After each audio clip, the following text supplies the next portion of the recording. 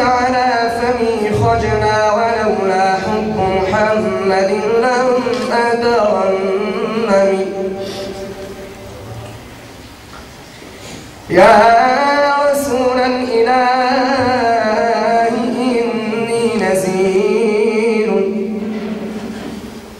ونذير الكرام ليس يضام. يا رسول الله جئتك أسعى. يا رسول الله جئتك أسعى. قيدتني الذنوب وهي عظام. هذا مقالي فيك يا سند الورى. هذا مقالي فيك يا سند الورى. ومدحي فيك يا رسول الله. ومدحي فيك يا رسول الله قليل.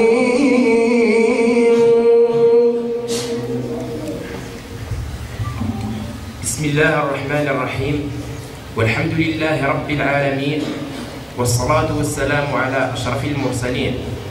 يحكى أن الخليفة العباسي أبو جعفر المنصور كان لا يعطي شيئا للشاعر عن قصيدة نقلها من غيره، وكان يحفظ ما سمع من أول مرة، وله غلام يحفظ القصيدة من مرتين، وجارية تحفظ القصيدة من ثلاث.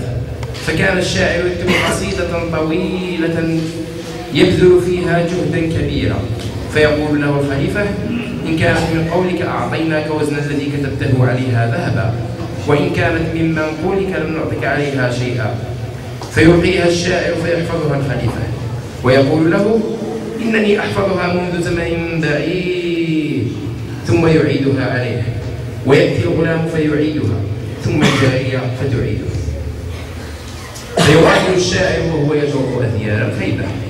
فعلم الأصمعي بالأمر، وعلم بأن في الأمر حيلة، وقرر أن يكتب قصيدة ملتوية الأبيات ومكررة الكلمات ومختلفة الموضوعات. وتنكر بزي أعرابي ملثم، وذهب عند الخليفة وألقى عليه القصيدة، فعجز الخليفة عن إعادتها، وكذا الغلام والجارية. عندئذ قال الخليفة: أحضر ما كتبته عليها لنعطيك وزنها ذهبا. قال الأصمعي: ورثت عمود رخام من أبي فقشت عليه القصيدة وهو على ظهر الناقة، لا يحمله إلا 4 من الجنود الأشداء. فوزن كل منهما في الخزانة. وعرف الخليفة من مقربيه أنه الأصمعي، فاتفق معه أن يعطي الشعراء ما تيسر من أجل تشجيعه. ولكم القصيدة. صوت صفير البلبل هياج قلبي الثامل.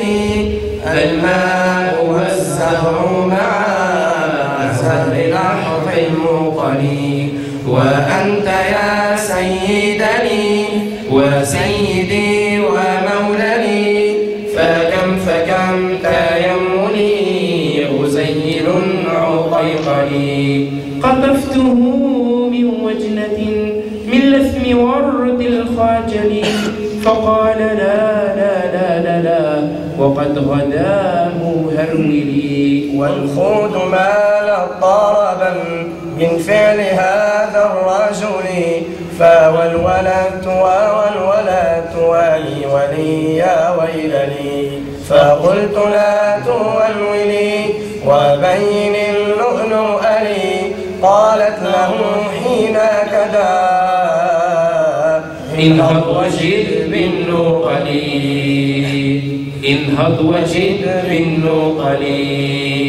وفتيات سقوناني قهوة كالعسلان. شممتها بأنفي أزكى من القرنفل. في وسط بستان الحور بالزهر والسرور. والعود دندنان والطبل طبطبطابان. طبطابي طبطابي طبطبطابي طبطباني. والرقص قبائل والسقف سقسقاني. شوى وشاريش على ورق رأس فرجاني وبرادا قمري يصيح ملالا في ملالي. ولو تراني راكبا على حمار أهزلي يمشي على ثلاثة كمشية العرنجل والناس ترجم جاملي في السوق بالقلقلل والكل كعكائك خلفي ومن حوينني. لكن مشيت هاربا من خشية العقنقل إلى لقاء مالك معظم مبجل يأمرني بخلعة حمراء كالدمدم لي أجر فيها ماشيا مبغددا للذيل. أنا الأديب الألمعي من حي أرض الموصل نظمت قطعا زخرفات يعجاز عنها الأدب لي أقول في مطلعها صوت صفير البلبل صوت صفير